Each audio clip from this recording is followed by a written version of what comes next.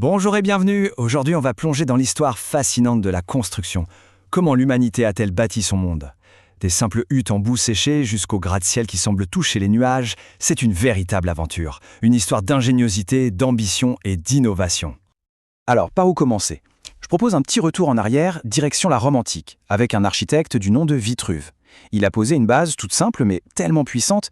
La construction, c'est avant tout l'art de comprendre et d'utiliser ce que la nature nous offre. Gardons bien cette idée en tête parce qu'elle est vraiment au cœur de toute notre histoire. La question est assez vertigineuse, non? Comment est-on passé d'abris tout modestes, faits avec les matériaux qu'on trouvait sur place, à ces structures absolument colossales qui définissent nos villes aujourd'hui? Eh bien, c'est précisément cette histoire qu'on va décortiquer étape par étape.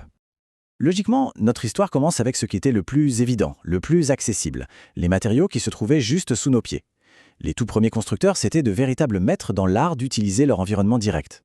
En fait, depuis toujours, toute la construction repose sur deux grands principes fondateurs. Le premier, on crée une ossature, une charpente, le plus souvent en bois. Et le second, on agglutine des éléments, on les colle ensemble, comme des pierres ou des briques, pour former un mur bien solide. Au fond, presque tout ce qui a été bâti depuis des milliers d'années n'est qu'une variation de ces deux idées.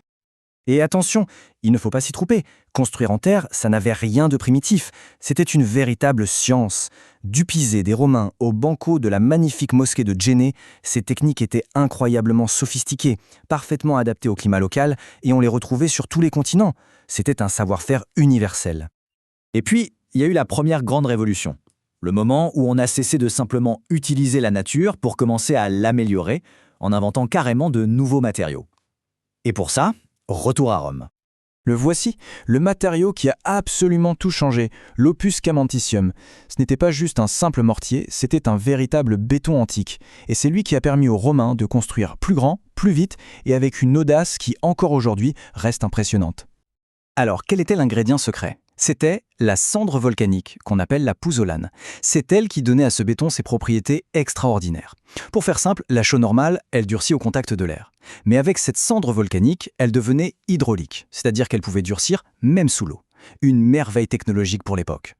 Les avantages étaient juste énormes. Ce béton était économique parce qu'il utilisait des matériaux locaux, il était rapide à mettre en œuvre et surtout, il ne demandait pas une armée d'artisans ultra qualifiés. Ça a complètement libéré les architectes romains qui ont pu imaginer des projets d'une échelle inimaginable auparavant. Pour bien visualiser cette ambition, cette démesure, regardons ce chiffre, 56 tonnes. C'est le poids d'une seule des colonnes de granit du Panthéon de Rome. Je dis bien une seule. Et l'effort pour y arriver était herculéen. Il fallait des attelages de 24 à 30 bœufs pour déplacer une seule de ces charges monumentales sur des dizaines de kilomètres. La logistique et la puissance brute nécessaires sont à peine croyables.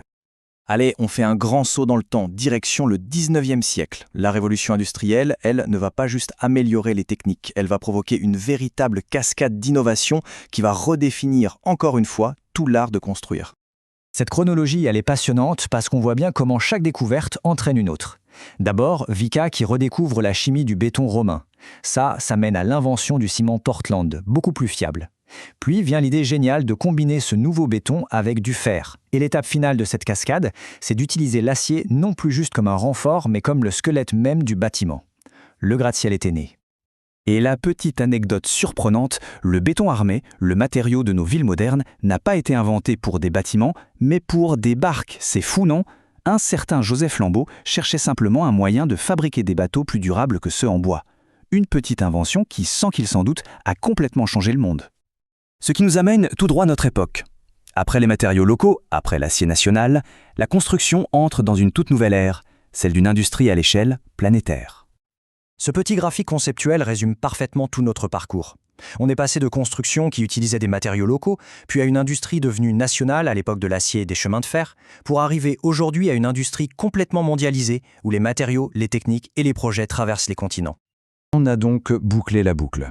De l'argile de nos ancêtres au béton et à l'acier de notre ère, l'histoire de la construction, c'est vraiment celle d'une maîtrise de plus en plus grande de la matière. La question qui reste en suspens, c'est celle-ci. Maintenant qu'on peut construire à peu près tout ce qu'on peut imaginer, que va-t-on choisir de bâtir pour l'avenir?